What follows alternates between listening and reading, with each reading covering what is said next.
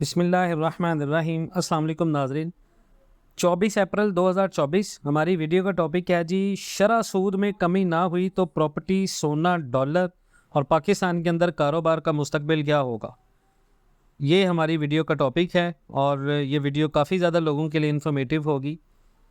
अगर आप पाकिस्तान की इकोनॉमी की सबसे पहले बात करें, हम अपने पाकिस्तान के हालात के बात करें तो पिछले साल अपनी तारीख के बदतरीन सैलाब का सामना पाकिस्तान ने किया है और अब पाकिस्तान काफ़ी ज़्यादा मुआशी मुश्किलात में फंसा हुआ है। रुपए की कदर में करीबन एक साल में 40% गिरावट के बाद मुल्क में महंगाई 50% की बुलंद तरीन सतह पर पहुंची है और स्टेट बैंक ने तारीखी इजाफा करके शरह सूद 22% की है। स्टेट बैंक पाकिस्तान ने अपने फैसले के बारे में कहा जी, मुआशी स्टेबिलिटी के लिए और फाइनेंशियल स्टेबिलिटी के लिए ये चीज़ ज़रूरी थी, इसलिए ज़री पॉलिसी हमने मज़ीद सख्त की है। लेकिन कई मुआशी जितने भी एनालिस्ट हैं, हमारे बकौल भी इस फैसले से मुल्क में महंगाई को कंट्रोल करने में ज़्यादा मदद नहीं मिली पाकिस्तान को। आलमी मुआशी हालात की ख़राबी के साथ साथ मुल्क के अंदर पाई जाने वाली जितनी भी गैर यकीनी सूरत हाल है, उसका अगर अंदाज़ा करें तो उसका पाकिस्तान की इकोनॉमी के ऊपर बहुत ज़्यादा इम्पेक्ट पड़ा है। इवन डैट के 22% की शरह सूद के साथ आपने अपने मुल्क की इकोनॉमी का बेड़ा गर्क कर दिया।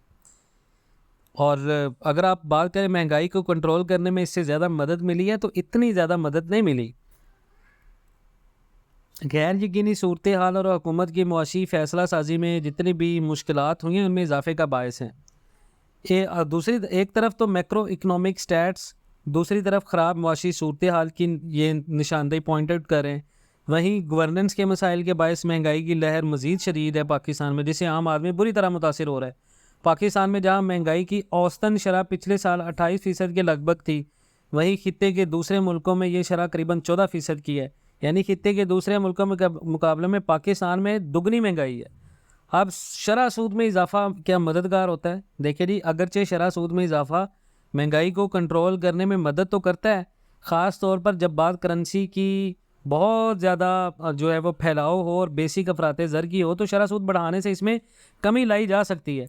लेकिन महंगाई में इजाफे के जो हालिया रुझान है, इसका ताल्लुक सिर्फ अफराते ज़र यानी करेंसी की ज़्यादा फैलाव से नहीं है।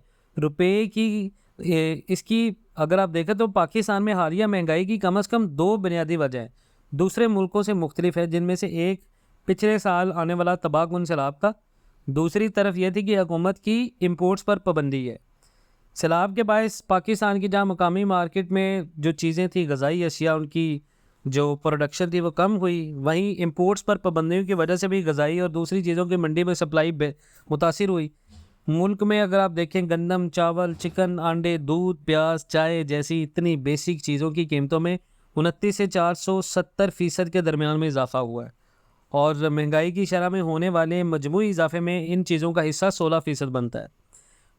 पाकिस्तान में अगर आप देखें तो हुकूमत के पास गैर मुल्की ज़र मुबादला के ज़खायर कम ज़खायर की वजह से पिछले महीनों में हज़ारों कंटेनर्स बंदरगाहों पर मौजूद पाकिस्तान में खड़े रहे पिछले महीनों में, जिन्हें क्लियर करने के लिए पाकिस्तान के पास रकम नहीं थी। अब सवाल ये कि शरह सूद बढ़ाने से महंगाई कम क्यों नहीं होगी? देखिए जी, ये चीज़ें रोज़ाना के इस्तेमाल की हैं और शरह सूद ज़्यादा होने से इनकी कंजप्शन मुतासिर होती है। दूसरे अल्फाज में इनकी कीमतें कम होने का कोई इम्कान नहीं है फ़िलहाल। लेकिन दूसरी तरफ बुलंद शरह सूद से हमारी जो इकोनॉमी है, इसके सिर्फ जितने भी डॉक्यूमेंटली सेक्टर है वही मुतासिर होंगे, क्योंकि जितने भी नॉन फाइलर्स लोग हैं यानी ग्रे इकोनॉमी पर उनका ग्रे इकोनॉमी के ऊपर कोई फ़र्क नहीं पड़ेगा। ये हमारी कुल इकोनॉमी का 40% है, लेकिन टैक्स नेट में ना होने से पॉलिसी फैसला साज का इस पर असर नहीं पड़ेगा। तो महंगाई कम करने के लिए बेसिक ज़रूरी चीज़ों की सप्लाई की रुकावटों को दूर करने पर पाकिस्तान की हुकूमत को तवज्जो करनी पड़ेगी। अब यहाँ पर सवाल है कि डॉलर और सोना, सर जब तक शरह सूद आपकी 22% पर रहेगी, आप अपने मुल्क के अंदर लोगों को पैसा इन्वेस्ट करने के लिए, पैसा बाहर लेके आने के लिए मजबूर नहीं कर सकते। जब आपके मुल्क के अंदर रीजनल लेवल के ऊपर बिजनेस डिस्ट्रिक्ट को फरावानी मिलेगी, बिजनेस डिस्ट्रिक्ट आपके बिजनेस एनवायरनमेंट मिलेगा, लोगों को शरह सूद कम होगी, लोग ज़्यादा से ज़्यादा लोन्स लेकर या कारोबार करना चाहेंगे, लोगों को कारोबार करने के मौके मिलेंगे, तो डेफिनेटली आपके मुल्क के अंदर सारी चीज़ें सस्ती होंगी। शरह सूद बढ़ाने से जो एक हद तक फ़र्क पड़ना था वो पड़ चुका है, इस हद से ज़्यादा बढ़ाने से अब कोई फ़र्क नहीं पड़ेगा। अब वक्त आ गया है कि पाकिस्तान के अंदर तर्ज़ हुक्मरानी यानी गवर्नेंस का जो निज़ाम है इसको बेहतर किया जाए और स्टेट बैंक की मदद की जाए, जिसकी सख्त मुआशी पॉलिसियाँ पाकिस्तान की मईशत पर बहुत ज़्यादा मुश्किल गुजर रही हैं। सवाल है कि मुतासिर कौन होगा? इन्वेस्टर होगा जी। शरह सूद में इजाफे से मुल्क में जितने भी बिजनेसमैन, इंडस्ट्रियलिस्ट और पाकिस्तान की मईशत को चलाने में मुश्किलात और पहिया चलाने वाले जितने भी इन्वेस्टर हैं उनकी मुश्किलात में मज़ीद इजाफा होगा। आम आदमी घर बनाने, गाड़ी खरीदने या छोटे किसानों के लिए बैंक से कम बेश 25% शरह सूद पर कर्ज लेना नामुमकिन है। जितने भी ताजर हैं, सनतकार हैं, जो अपने कारोबार को फैलाव देना चाहते हैं या चलाने के लिए बैंकों से कर्जा लेते हैं, वो भी इंतहाई महंगी रेट्स के ऊपर वो कर्ज नहीं लेंगे। इससे पाकिस्तान की इंडस्ट्रीज़ मुतासिर होंगी, जिसके नतीजे में बेरोज़गारी बढ़ेगी और प्रोडक्शन कम होगी। स्टेट बैंक की तरफ से पॉलिसी रेट में 340 पॉइंट्स इजाफे का ऐलान कतई तौर पर नाकाबिले कबूल है।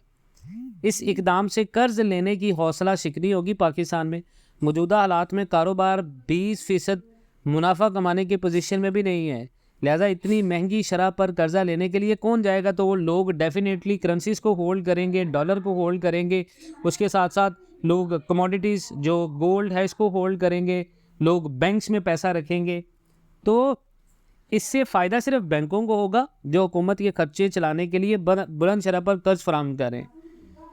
तो क्या मौजूदा मुआशी सूरत-ए-हाल अचानक पैदा हुई है? देखिए जी, पाकिस्तान की हुकूमत की तरफ से पॉलिसी एक्शन सुस्त रवि का शिकार है शुरू से।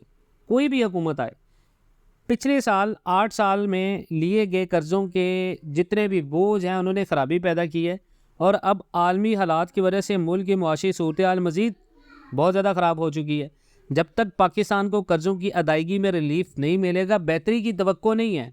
पाकिस्तान के कर्ज़ों का ज़्यादातर हिस्सा चीन, पेरिस क्लब के रुकन ममालिक के अलावा IMF, वर्ल्ड बैंक और दूसरे आलमी इदारों से हासिल करता है। अब पानी सर से ऊंचा हो गया जी। IMF से कर्ज की नई किस्त हासिल करने के लिए पाकिस्तान को अपनी करेंसी पर हुकूमती कंट्रोल ख़त्म करने और टैक्स वसूली के अहदाफ पूरे करने के लिए नए टैक्सेस के नफाज के लिए दबाव का सामना है IMF का। अब पाकिस्तान की हुकूमत का कंट्रोल नहीं है। हुकूमत IMF की शराइत की वजह से रुपये की कदर मसनूई तौर पर कंट्रोल कर रही है और यूँ इसमें शदीद कमी देखी जाएगी, जबकि पेट्रोलियम प्रोडक्ट्स, बिजली और गैस और दूसरी चीज़ों पर सेल्स टैक्स की शरह में भी मज़ीद इजाफा होगा। स्टेट बैंक के अगर आप देखें तो IMF की शराइत वाकई सख्त हैं, लेकिन फ़िलहाल इस वक्त मुआशी गर्दाब से निकलने के लिए पाकिस्तान के पास IMF के सिवा कोई भी मुतबादिल नहीं है। सवाल यह है कि पाकिस्तान में मुआशी बहरान आया क्यों? देखिए जी, IMF बिल वास्ता टैक्सेस आयद करके टैक्स अहदाफ पूरा करने पर पाकिस्तान को जोर दे रहा है। जाहिर है कि ये टैक्सेस गरीब और जितने भी कम आमदन वाले तबकात हैं उनको ज़्यादा परेशान करते हैं। दूसरी तरफ अगर आप देखें, रियल एस्टेट, रियल सेक्टर, ज़राअत के शोबे से आने वाली आमदन पर कोई ख़ास टैक्स पाकिस्तान में आयद नहीं है और ये टैक्स बराह रास्त अमीरों को मुतासिर कर सकते हैं।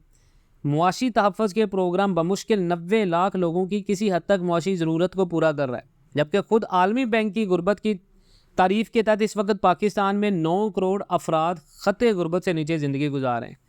तो पाकिस्तान पर वाजिबुल अदा गैर मुल्की कर्ज़ों के बारे में भी IMF की पॉलिसी वाज़ह नहीं है। नई किस्त के तौर पर पाकिस्तान को तकरीबन $1 अरब दिए तो जा रहे हैं, लेकिन पाकिस्तान से ये भी कहा जा रहा है कि डिफ़ॉल्ट से बचने के लिए वह ख़ुद अपने आलमी कर्ज़ों की रीशेड्यूलिंग और रीस्ट्रक्चरिंग के लिए ख़ुद बात करे जाके। तो ये गैर मुनासिब अमल है और IMF का काम है कि वह अपने रुकने ममालिक को ऐसी मुआशी सूरत-ए-हाल से निकलने के लिए हिकमत अमली बताए। हुकूमत को समझना चाहिए कि मुआशी रिफॉर्म्स को IMF नहीं बल्कि ख़ुद पाकिस्तान के दोस्त ममालिक नागज़ीर करार दे रहे हैं। अब पानी सर से ऊंचा हो रहा है। मईशत के हर सेक्टर में छोटी मुद्दत और बड़ी मुद्दत की रिफॉर्म्स की ज़रूरत है। फौरी तौर पर कर्ज़ों की रीशेड्यूलिंग के लिए कोशिशें करनी चाहिए पाकिस्तान को। देखें, वज़ीर ख़जाना जो औरंगज़ेब साहब, उन्होंने एक बार फिर दावा किया कि पाकिस्तान आगे मुश्किल में नहीं जाएगा, पाकिस्तान का रुपया नहीं गिरेगा और पाकिस्तान तमाम अदायगियाँ बर वक्त करने में कामयाब हो जाएगा। और उन्होंने कहा कि गैर मुल्की ज़र मुबादला के ज़खायर जून तक जल्द ही बढ़ जाएंगे। पिछले 1 माह में पहले ही इन ज़खायर में तकरीबन $1 अरब इजाफा हुआ है। हमने चीन को $2 अरब वापस भी देने हैं और दूसरी तरफ दूसरे क्रेडिटर्स को $3.5 अरब की अदायगी भी करनी है। लेकिन हमारे जो फाइनेंस मिनिस्टर हैं वो इस उम्मीद कर रहे हैं कि चंद रोज़ में industrial and commercial bank China से हमें डॉलर्स मसूल हो जाएंगे, जिस पर मुज़ाकरात मुकम्मल हो गए हैं, जबकि अमेरिका भी इन्वेस्टमेंट कर रहा है, जबकि जून के आखिर तक स्टेट बैंक के ज़खायर $10 अरब की सतह पर आ जाएंगे। और औरंगज़ेब साहब ने इल्ज़ाम आयद किया जी पाकिस्तान तहरीक इंसाफ की हुकूमत की ख़राब हुक्मरानी और बद इंतज़ामी ने मीशत को तबाही से दो चार किया है। पिछली हुकूमत IMF के मुआहदे के वादों को पूरा करने में नाकाम रही है और उन्होंने जो हालिया महंगाई है इसकी लहर को भी पिछली हुकूमत की मुआशी पॉलिसियों का जो वजह करार दिया है। लेकिन बात यह है कि आने वाले दिनों के अंदर पाकिस्तान के अंदर जो चीज़ इजाफ़ा करेगी, जो चीज़ होगी वो आपके सामने है। शरह सूद में कमी तो नहीं होगी, इंटरेस्ट रेट जहाँ तक मेरा ख्याल है कट नहीं होगा, शरह सूद में कमी नहीं होगी और इससे मुतासिर होगा आम इंसान। लोग प्रॉपर्टी के अंदर इन्वेस्टमेंट नहीं करेंगे, लेकिन सोना और डॉलर पाकिस्तान में इसी तरह 2024 में भी लोग होल्ड करते रहेंगे और यही दो चीज़ें हैं जो लोगों को बचाएंगी। बाकी इंशाल्लाह मिलते हैं नेक्स्ट वीडियोज़ में। अपना बहुत सारा ख्याल रखिएगा। नए चैनल का लिंक दे रहा हूँ, उस पिन कमेंट सेक्शन में इसको लाजमन सब्सक्राइब कर लें। इंशाल्लाह नेक्स्ट मंथ से वो चैनल अपडेट हो रहा है। और दूसरा फेसबुक पेज और एक व्हाट्सएप ग्रुप का लिंक दे रहा हूँ, आप उस पर रब्ता कर सकते हैं। बाकी इंशाल्लाह मिलते हैं नेक्स्ट वीडियोज़ में। अपना बहुत सारा ख्याल रखिएगा जी। अल्लाह।